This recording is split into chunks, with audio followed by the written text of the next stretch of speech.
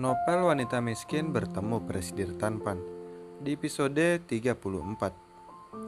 Andreas menuntun Jenny ke sebuah butik yang menjual khusus atribut pernikahan. Nuansa putih dan bersih sangat kental terasa. Ada beberapa patung manekin yang berjaya rapih di bawah lampu sorot dengan gaun pengantin yang tergantung dengan indah. Selamat datang. Seorang wanita tinggi berpenampilan feminim yang memakai gaun berwarna coklat susu dan membuatnya terlihat seperti seorang model datang menyambut kedatangan Jenny dan Andreas. Andreas, mata Jenny bergerak mengikuti wanita itu yang tiba-tiba saja berlari menghambur memeluk Andreas. Aku sangat merindukanmu. Aku juga merindukanmu. Jenny hanya dapat terdiam, mematung melihat bagaimana Andreas membalas pelukan wanita itu dengan sangat erat. Hati Jenny terasa kosong seketika saat mereka berbagi senyuman di hadapannya dengan tangan yang saling bertahutan. Andreas sengaja melambungkannya ke langit hingga Jenny seakan melayang di udara, dan setelah itu melepaskannya begitu saja dan membuatnya terjatuh dan terluka seperti ini.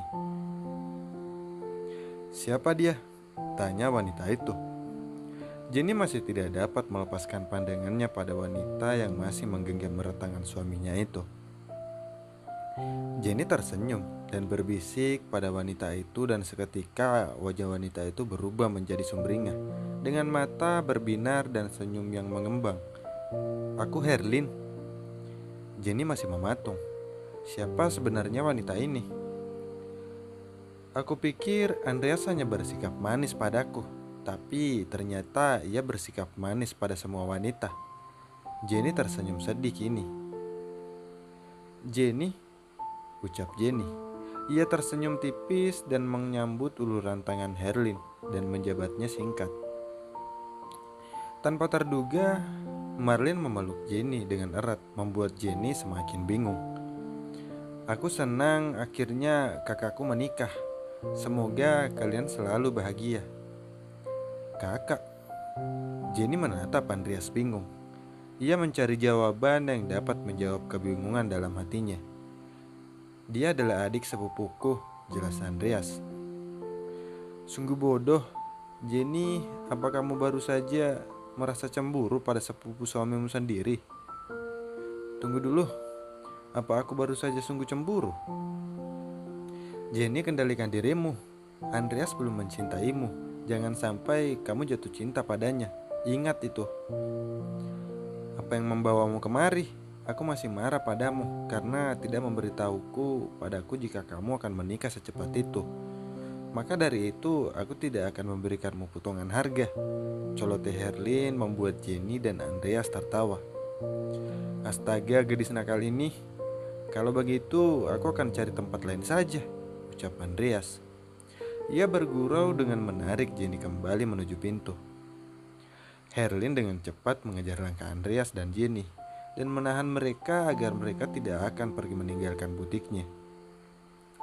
"Baiklah, aku akan berikan diskon 5%, tapi itu hanya untuk kakak ipar.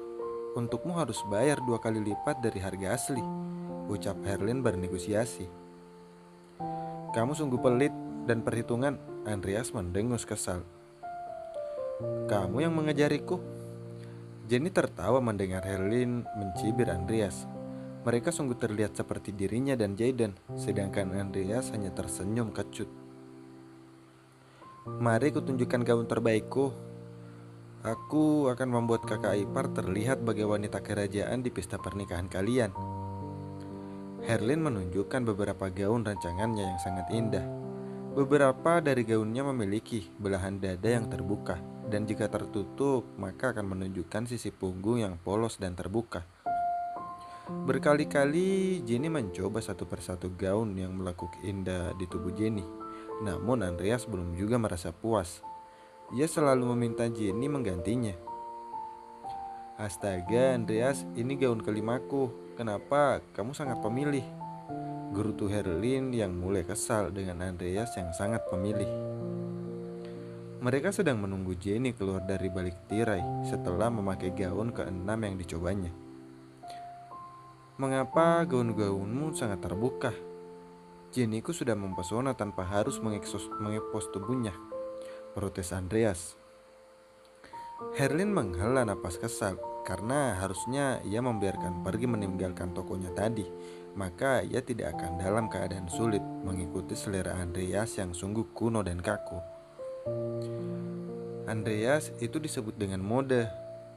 Kamu pernah lihat gaun pengantin yang dikenakan dengan Kate Middleton? Tentu saja. Itu sangat indah. Jennyku akan sangat cocok mengenakan gaun seperti itu.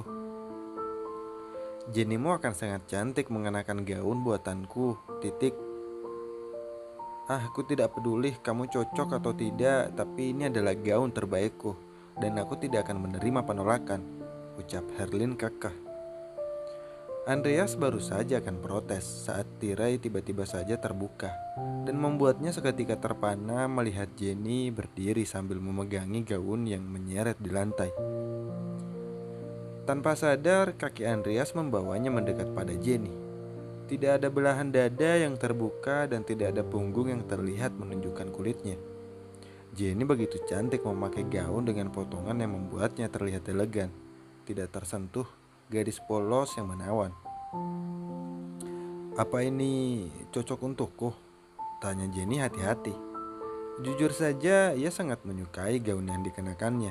Namun Andreas tidak mengucap sepatah kata pun semenjak ia menunjukkan dirinya. Dan itu membuat cemas jika mungkin saja Andreas tidak juga menyukai gaun yang telah dikenakannya kini.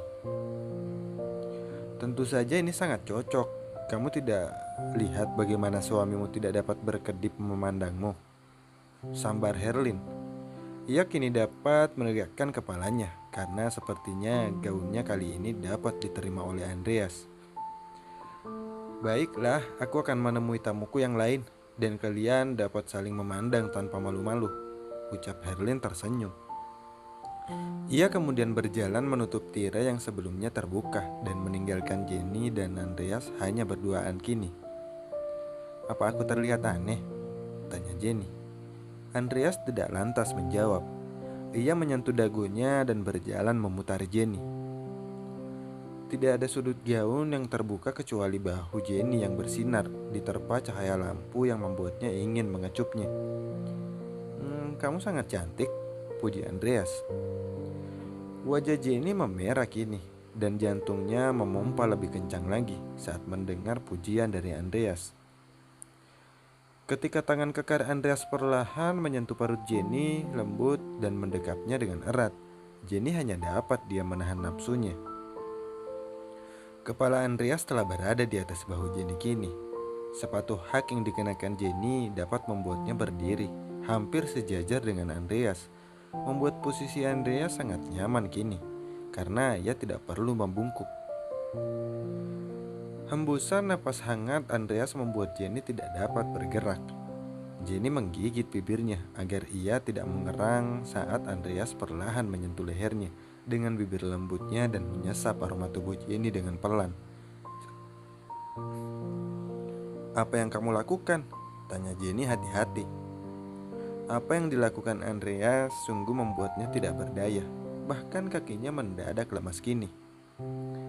Andreas tidak menjawab, tapi tangannya perlahan memutar tubuh Jenny, membuatnya dapat melihat wajah cantik Jenny dengan jelas. Jenny tidak dapat menahan diri lagi. Ia tahu apa maksud dari tatapan Andreas saat ini. Jadi perlahan ia mengalunkan tangannya di leher Andreas. Kamu menggodaku, bisik Andreas. Kamu yang memulai, aku hanya mengikuti, balas Jenny. Mereka sadar jika saat ini mereka tengah berada dalam lingkaran api yang akan membakar gairah mereka jika tidak berhenti saat ini juga. Maka aku tidak akan menghentikan diriku, bisik Andreas. Ia mendekatkan wajahnya kini dan Jenny telah bersiap. Ups, Herlin tersenyum malu karena ia membuka tirai saat Jenny dan Andreas hampir berciuman. Dengan cepat, Jenny melangkah mundur karena merasa malu sedangkan Andreas menunjukkan wajah kesalnya. Sudah beberapa kali ia gagal mencium Jenny di hari ini. membuatnya sungguh merasa jengkel. Terima kasih banyak telah mendengarkan sumber artikel ya. Jangan lupa tekan tombol subscribe dan aktifkan lonceng notifikasinya. Bye bye, tunggu episode selanjutnya.